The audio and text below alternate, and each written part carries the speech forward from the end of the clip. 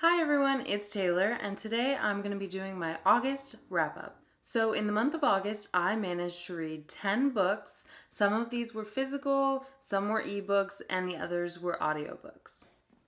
Jumping right in, the first book I finished this month was Clockwork Princess by Cassandra Clare, and I own the physical book, but I actually read the ebook while I was on vacation this August.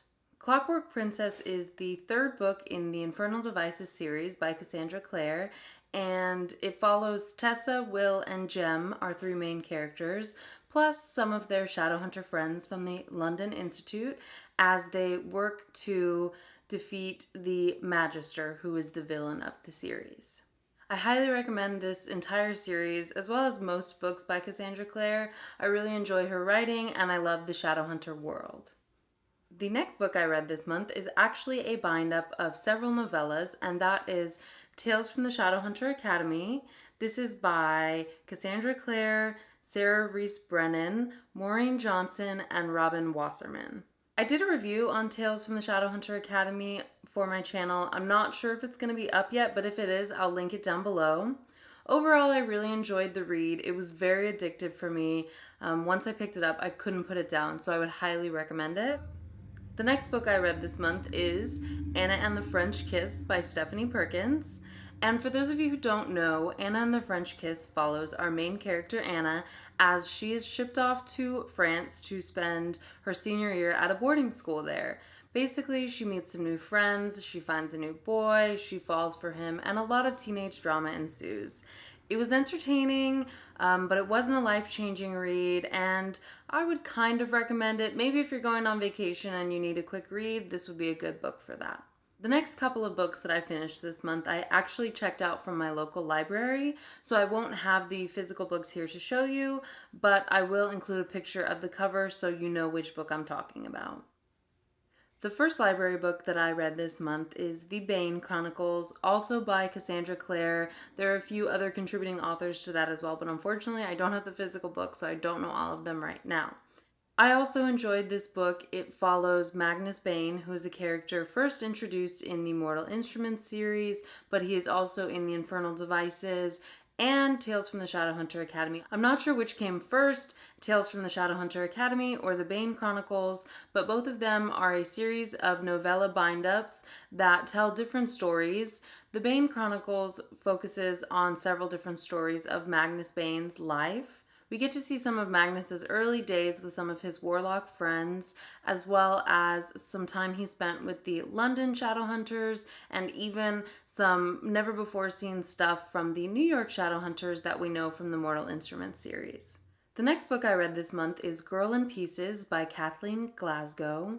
And while I did think it was an amazing read, I do have to warn you that if you're triggered by anything for self-harm, mental illness, depression, even some drug addiction, I would caution you before you read this book, make sure you're at a really strong place in your recovery. Even for me, it was a tough read to get through, and it was very emotion-inducing. So, like I said, if you are struggling with some of those things, I would definitely caution you before reading. Basically, the story follows our main character, Charlotte, who has gone through a series of difficult things in her life, from abuse by a parent, losing a parent, living on the streets. The story picks up with her in a mental institution where she is living because she has tried to take her own life. Throughout the book, we follow Charlotte's path. I wouldn't necessarily say towards recovery because there are a lot of backslides and things that happen in the book, but it just goes to show that the path to recovery is not a straight one. You do slip up sometimes, and that's okay as long as you continue moving forward in your journey. I thought it was a really great read, and I would definitely recommend it. It was very powerful and very moving, but like I said, please be careful if you are triggered by any of the things that I mentioned in this book. And the last book that I checked out from the library this month is A Shadow Bright and Burning by Jessica Cluess. A Shadow Bright and Burning follows our protagonist, Henrietta Howell, who has magical powers and one day uses them to save a sorcerer. By revealing her powers to the sorcerer, she's afraid that she's going to be executed, as female witches are. However, she's taken to London to train with the Sorcerers Guild and become one of Her Majesty's sorcerers. I enjoyed this book because it was set in Victorian London and I love time period pieces. I also love anything with magic in it, and I found Henrietta to be a really strong female lead in the book, so I really enjoyed that. The next book I read this month is an ebook that I actually have downloaded onto my phone, and that is the first book in the Secret Circle series by L.J. Smith. Now, let me just start off by saying that this book was teen drama central.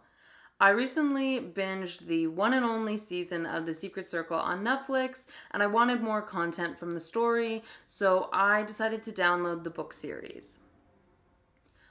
I have to say, I'm a little disappointed. I don't know why I was expecting it to be so groundbreaking, but it is definitely a lot different from the TV series, and I'm not really sure that I would recommend it. It took me a couple months to get through this book, and considering how short it is, that's not a very good sign. The last couple books in my wrap-up for this month are audiobooks that I listened to in my Audible app. So the first audiobook I listened to this month is Red Queen by Victoria Aveyard.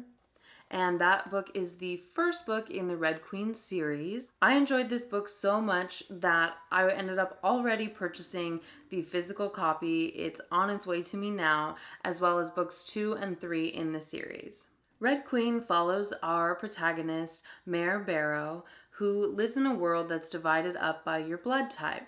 And you're either a red, which is sort of the working class people, or you're a silver. And the silvers are known as the elite. They have magical powers. They're the ruling family of this world that she lives in. Mare herself is a red, but one day she discovers that she has powers that she shouldn't have because she's not a silver. This story follows Mare's journey after she's discovered that she has powers. She's been taken in by the king and queen of her country, and they're trying to pass her off as a long-lost silver child that's come back to the fold. It was really interesting. It's sort of a very cool mix of fantasy and dystopian, which are some of my two favorite genres, so I enjoyed the read, and I'm really excited to continue on with the series. The next audiobook I listened to this month was An Abundance of Katherines by John Green. An Abundance of Katherines was one of John Green's earlier works. I think it actually might even be his first book, and I could kind of tell that that was the case.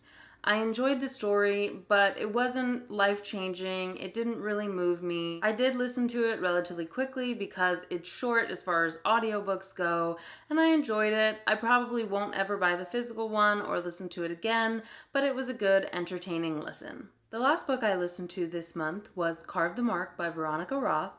And it's not my first book of hers that I've read. I do own the Divergent series, and I've read 1 and 2.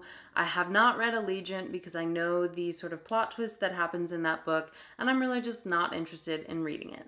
Carve the Mark follows our two main characters, Syra and Akos, and the book actually switches back and forth between their perspectives. What was really cool about the audiobook is that it was dual narrated, so when we were with Syra, we were listening to a female narrator, and then when we switched to Akos, we had a male narrator, which made it really easy for me to track whose perspective we were in and pick up on the differences in the dialogue and the attitude and things like that. I really enjoyed this sort of dual narration with the audiobook. I enjoyed the story overall, and I thought it was unique because of all the different elements that it tied together. There were some dystopian elements in it. There were some fantasy elements with these people having magical powers that they call current gifts.